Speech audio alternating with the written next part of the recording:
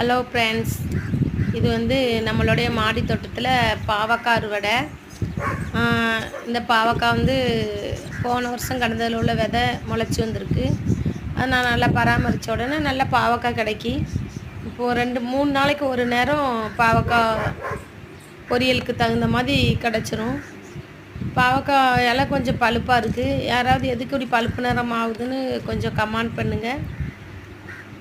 பாவக்காய் பூச்சிக்கு, வயிற்றில் உள்ள பூச்சிக்கு இதுக்கெல்லாம் ரொம்ப நல்லது. அதனால் பாவக்காய் வச்சு எல்லோரும் சாப்பிடுங்க.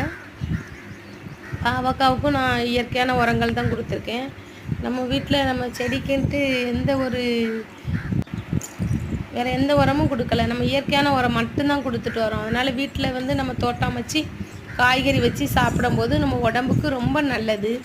அதையே எல்லோரும் ஃபாலோ பண்ணுங்கள். இதுக்கு நான் உரம் அரிசி களைஞ்ச தண்ணி இதை தான் ஊற்றிக்கிட்டு இருக்கேன்.